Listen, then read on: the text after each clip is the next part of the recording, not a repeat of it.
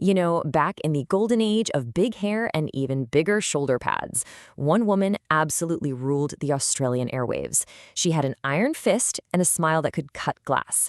Today, we're taking a look back at a true television legend who built an entire empire on drama. So let me ask you this. Who was Australian TV's greatest villain? I mean, forget the heroes for a second. Forget the sweethearts. Who was the most deliciously, wonderfully evil of them all? For millions of people, the answer is instant, and they say it with a mix of fear and, honestly, a little bit of admiration. Her name? Patricia Hamilton. And for a whole generation of TV watchers, that name meant one thing: scandal, scheming, and just sensational must-see television. To put it bluntly, she was the conniving, neurotic bitch everyone loved to hate. And oh, did they love to hate her. She was the reason you'd rush home, plant yourself in front of the TV, and not move for the entire hour. Her schemes were so legendary, so perfectly wicked, that she earned a nickname that has gone down in history: Pat the Rat. She was the absolute heart of the 1980s mega soap Sons and Daughters, the glorious villain whose every move sparked the show's biggest, wildest, and best dramas. All right, so to really understand the Queen, you have to understand her kingdom. And the world of Sons and Daughters was the perfect stage for all her scandals, because it was all built on a classic premise: a tale of two families. On one side, you had the Hamiltons from Sydney. They were wealthy, they were powerful, and the family was led by patriarch Gordon. And then, on the other side, you have the Palmers from Melbourne, working class, salt of the earth, with David Palmer at the head. It was this perfect setup: a house divided by class, by ambition, and of course, by a massive secret. And this is where it all kicks off. The show's original sin was a real doozy. So years before the show starts, David Palmer and Patricia Hamilton have an affair. What happens? Twins, John and Angela. And they're separated at birth. So they grow up in different cities, in totally different worlds, and 20 years later, they meet, and of course, they fall in love, having no idea they're actually brother and sister. Yeah, this forbidden kind of Romeo and Juliet romance is the match that lights the fuse on a massive family war. But out of all this explosive family chaos, one person just rose above it all and completely dominated everything. At a time when a lot of female characters were just, wives or girlfriends, Patricia Hamilton clawed her way to the very top. She basically crowned herself the undisputed queen of soaps. Very quickly, Patricia became the show's center of gravity. Her schemes were just pure, addictive television. She wasn't just reacting to the drama, she was the one creating it. I mean, do you remember when she was framed for murdering the wealthy Luke Carlisle? Or her constant, bitter feuds, especially those vicious power struggles she had with her own son, Wayne?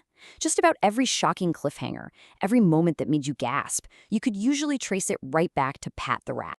Now, the power of this character was perfectly matched by the incredible actress who played her, Rowena Wallace.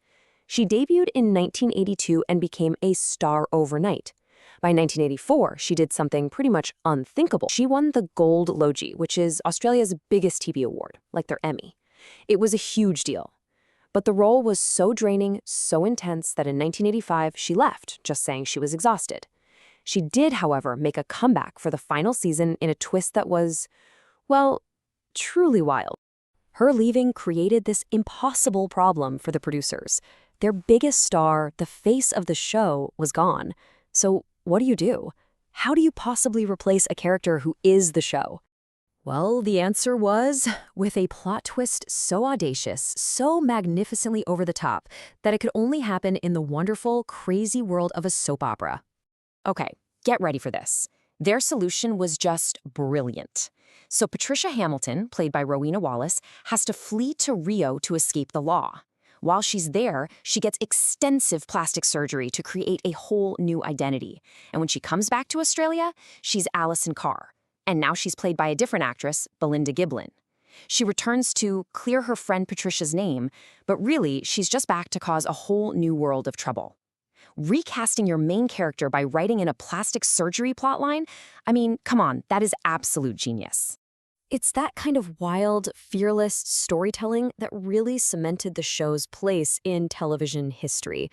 It created this unforgettable legacy that was about so much more than just one character. And just think about this for a second. 972 episodes. That's not just a TV show, that's a cultural institution. It was a television powerhouse that for 6 seasons was this constant, dramatic fixture in people's lives, not just in Australia, but all over the world. You see, Sons and Daughters was pitched as Australia's answer to those massive American super soaps like Dallas. And it worked. It became a huge international hit, especially in the UK and all across Europe. But its real, lasting legacy? Pat the Rat. She wasn't just a character, she was a phenomenon who literally created the blueprint for the modern, complex, and totally captivating soap villainess. She proved that audiences would tune in week after week for a powerful, manipulative woman, and she paved the way for other Aussie dramas to take on the world.